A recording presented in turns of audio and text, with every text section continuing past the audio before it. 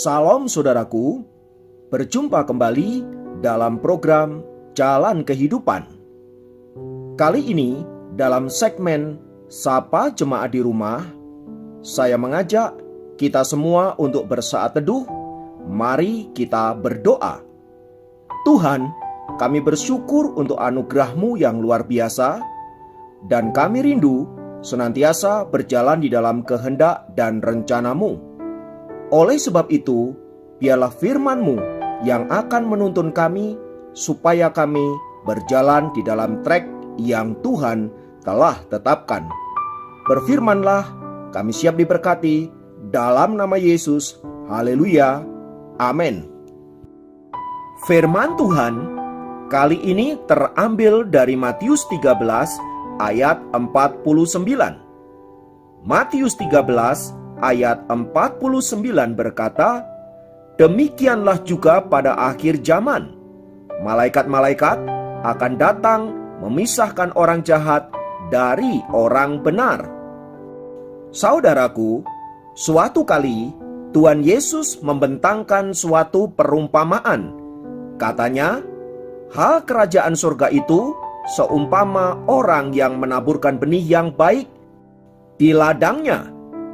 Tetapi pada waktu semua orang tidur, datanglah musuhnya menaburkan benih lalang di antara gandum itu, lalu pergi. Ketika gandum itu tumbuh dan mulai berbulir, nampak jugalah lalang itu. Matius 13, 24-26. Saudara, di sini Tuhan Yesus tidak sedang membicarakan tentang tanaman ladang, tetapi sedang memberitahukan sebuah kebenaran mengenai kerajaan sorga. Ia menggunakan perumpamaan itu untuk mempermudah apa yang disampaikan agar bisa dipahami oleh para pendengarnya.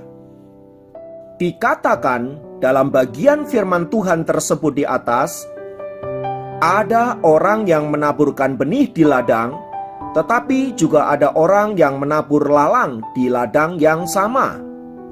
Lalang ini sejenis padi-padian yang daunnya amat mirip dengan gandum. Kedua tanaman itu memang kelihatannya sama, apalagi bila mereka tumbuh bersamaan, akan sangat sulit dibedakan. Namun bila waktunya berbuah, maka kita akan bisa membedakan dari buah yang dihasilkannya.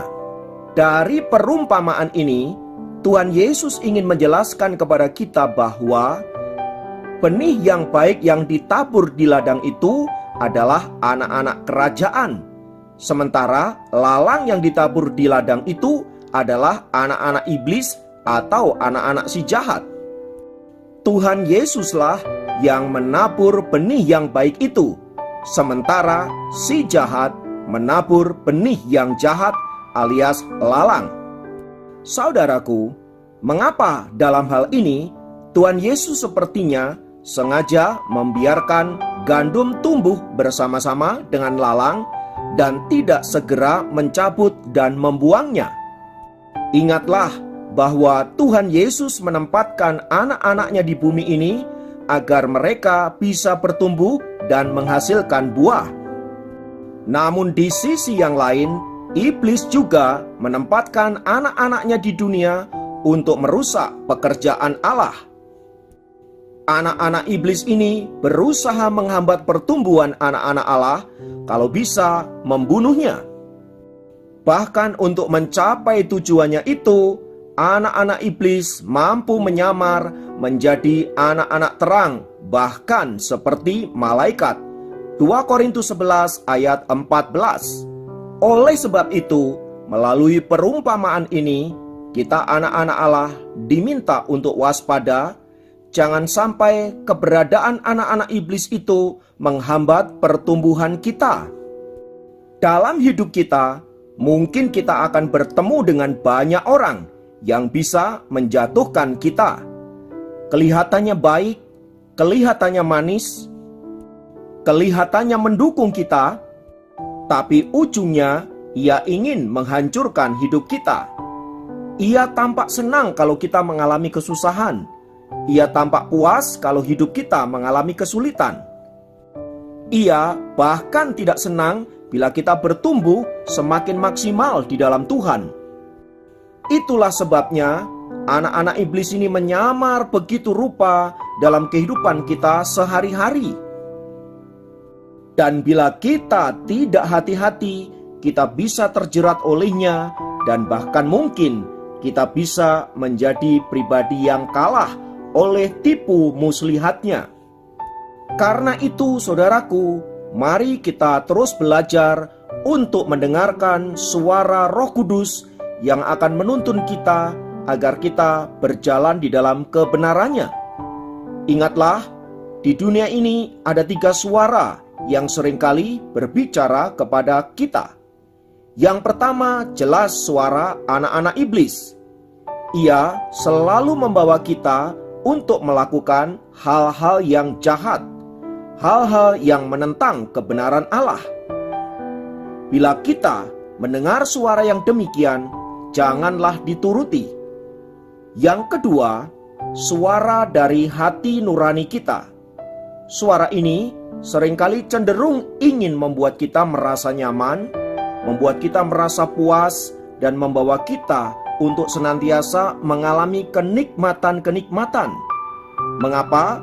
Karena memang pada dasarnya manusia menyukai hal-hal yang demikian. Hati-hatilah dengan suara seperti ini, sebab ia bisa meninabobokkanmu dan bahkan juga bisa menghancurkan dirimu sendiri. Yang ketiga adalah suara Roh Kudus. Suara ini akan menolong Anda untuk senantiasa mentaati firman Allah.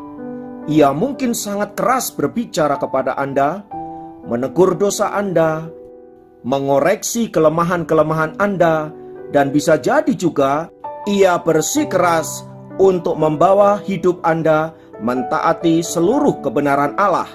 Ini pastilah suara dari Roh Kudus. Karena dengan begitu, Anda akan menjadi anak-anak Tuhan yang taat dan berkenan kepadanya.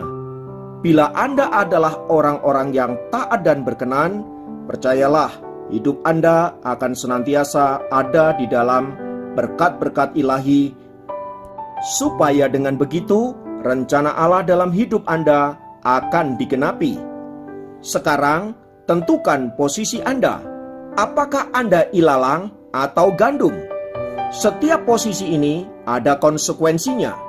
Tetapi sebagai anak-anak Allah, marilah kita menjadi gandum-gandumnya Allah yang siap dibentuk dan diproses, supaya pada akhirnya kita menghasilkan buah-buah yang baik bagi kerajaan Allah. Mari kita berdoa. Firman-Mu telah memberkati kami, dan tuntunlah kami agar hidup kami berjalan dalam kehendak-Mu. Terima kasih Tuhan untuk berkat firman-Mu. Dalam nama Yesus, haleluya, amin.